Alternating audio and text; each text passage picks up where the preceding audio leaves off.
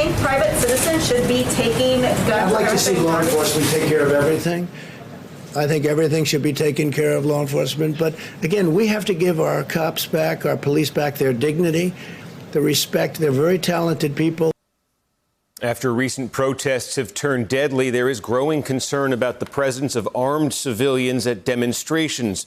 The Washington Post reports that police are facing complaints for tolerating vigilantes. Quote, the stated motives of these vigilante actors, who are virtually indistinguishable from one another once massed on the streets, range from protecting storefronts and free speech to furthering white supremacy and fomenting civil war.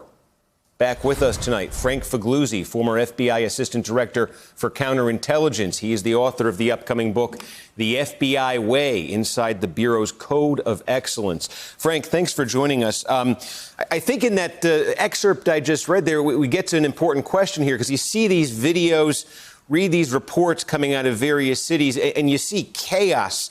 You see the camera looking this way, that way. You see dozens of people here, dozens of people there. To try to tell the difference, somebody who is armed, protecting their business because they feel, perhaps rightfully so, the police can't get to it that night, versus somebody who is part of a militia movement, part of a group that's actively seeking to promote violence. How can you tell the difference in situations like this? Steve, you're right to ask the question, because the job of law enforcement and what they're going to face in the next couple of months is perhaps the most difficult challenge they've faced since 9/11. We are essentially at a kind of 9/11, but an even more complex one because of the online nature of trying to ferret out who in that chat room, who in that blog, who in that tweet storm is really meaning to act out on violence and who isn't, and who are the bad guys and the good guys.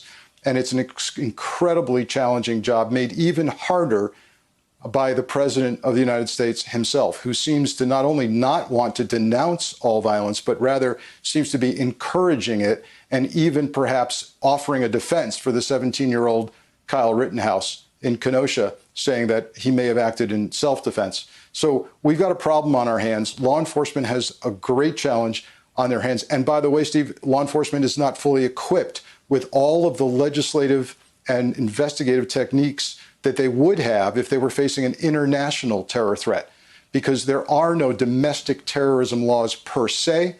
Law enforcement doesn't want to monitor ideology or thought. They almost have to wait for the violence to be advocated before they can take down a site or take down a group.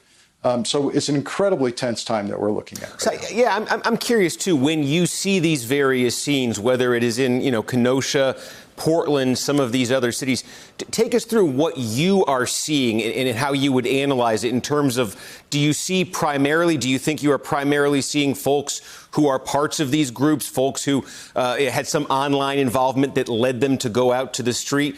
Folks will say it's right-wing militia. Some on the right will say, well, what about Antifa on the left? Do you think you're primarily seeing folks who are part of something that's organized? Or do you think there's a large component of this, too, who really are just folks from the community who maybe think they're defending a business or maybe are just part of a protest? What do you think the balance is there? Do you have a way of assessing that?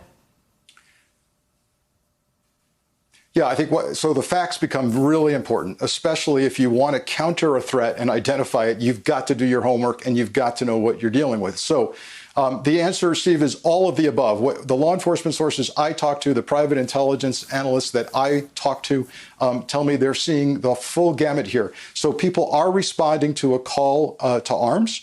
The shooting in Kenosha by Kyle Rittenhouse has caused him to become a hero online to extremist groups, radical, violent groups, militia groups, neo-Nazi and QAnon. They all think he's some kind of hero, and they are answering a call to seek revenge against anybody who would take issue with Kyle. The same call is going out in the Portland area for the death of a Trump supporter.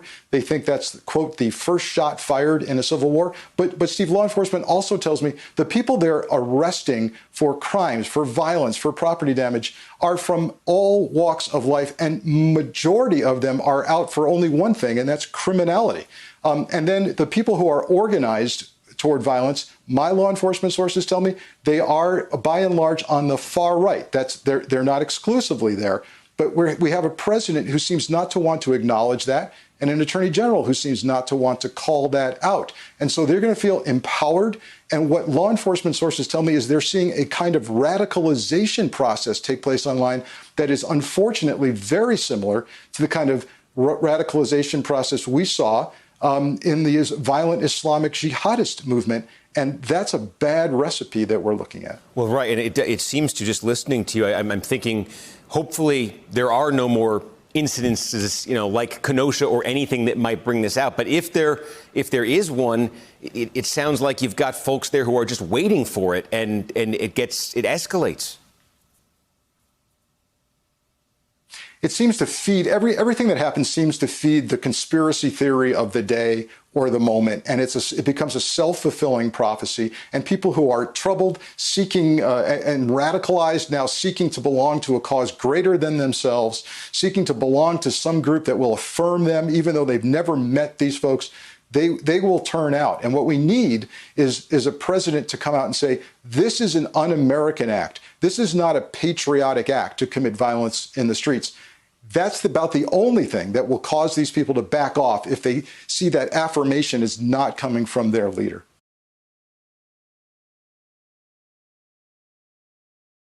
Hey there, I'm Chris Hayes from MSNBC. Thanks for watching MSNBC on YouTube. If you want to keep up to date with the videos we're putting out, you can click subscribe just below me, or click over on this list to see lots of other great videos.